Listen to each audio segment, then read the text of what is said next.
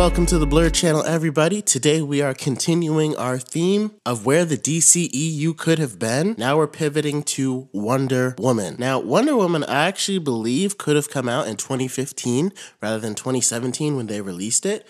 So again, we're assuming that they go with the continued universe. They decide we're not going to put them together in a movie until we see them individually off screen. And so then we get to Wonder Woman. Now, for the plot of Wonder Woman, honestly, I really wouldn't have changed anything. It's the same basic plot because I like the way they explained how the Amazons came to be. The fact that Zeus created man, but Ares got jealous, poisoned them with hate, so Zeus created the Amazons to help mankind recover, but then Ares got mad again and used mankind to enslave the Amazons, so that's how the Amazons became warriors in order to escape and break free. And then the queen of the Amazons, Hippolyta, having a child with Zeus, and we get Diana Prince, aka Wonder Woman. And so then Ares going on a rampage and killing all the gods, which I didn't like initially when I saw the movie, but as the universe picks up and builds out, I actually thought that that makes sense and that fits in well with the universe. The reason why we don't have these high-powered gods running around is because Ares went crazy and killed them all, you know? It fits better for the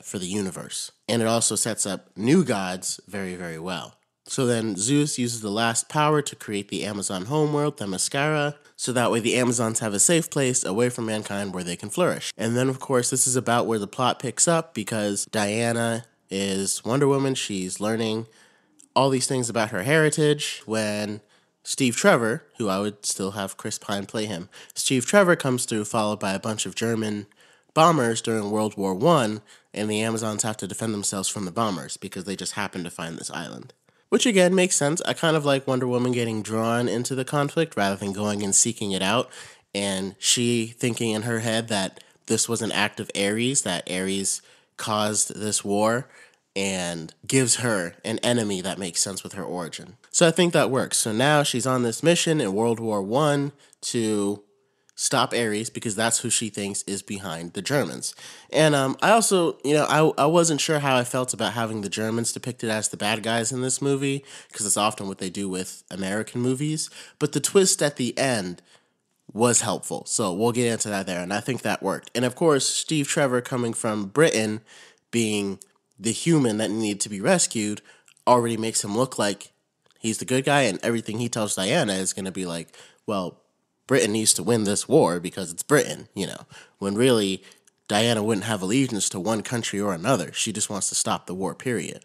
And then the journey of her fighting through World War I, some of it was pretty cool, seeing her not really used to the customs of man. Some of them were kind of funny.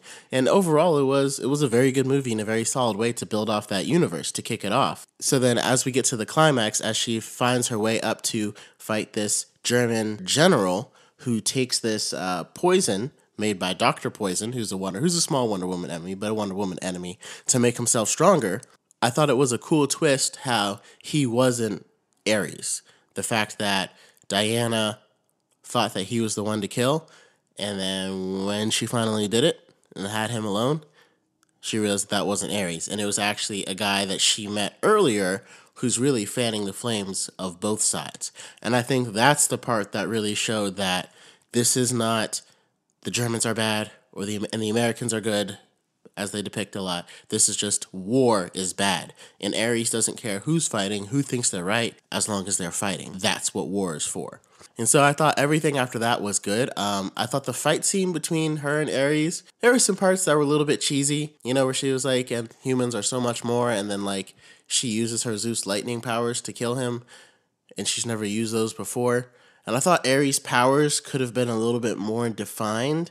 Like, I like when he took the rubble and, like, made it into weapons and, like, was throwing weapons at her. But then he starts, like, he just pretty much seems like he has a very advanced form of telekinesis. And I guess he's a god. I don't really know. It's just his powers aren't really defined well. Like, he didn't really seem like a god of war. He seemed like a god of I can do anything. Again, that's just the final fight scene. Could have been some tweaks there that I maybe would have done, but overall, the plot of Wonder Woman is still the same. So then at the end of the movie, we would still have Chris Pine sacrifices himself, so that way the bomb doesn't go off and, Poison everybody, and Wonder Woman decides to live in the world of man to kind of help them, guide them, and be a helpful force throughout their time. But in the end credit scene, this is the important part, in the end credit scene, just like Aquaman, we would have been introduced to the Mother Box. We're going to see the Queen of the Amazons and a bunch of other Amazons around the chamber where they guard the Mother Box, and they're going to wonder, why is it awake?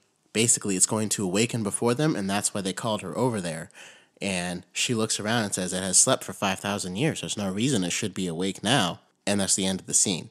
And that's going to lead directly into Justice League. Because if you remember, the end credit scene for Batman vs. Superman, Silas Stone is told, your son's been in a terrible accident. And so the end credit scene for Wonder Woman, they're going to wonder, why is the Mother Box awakening? And that's a mystery we won't find out until Justice League. So anyway, thank you guys so much for listening. We are still counting down until Flash comes out in June, talking about where the DCEU could have been and why they wouldn't have had to reboot the whole thing if they just sat back and kind of took their time with it the way that I'm outlining. So we're going to keep this going. Justice League episode should be coming out soon. Until next time, Blurs, thanks for rocking with me.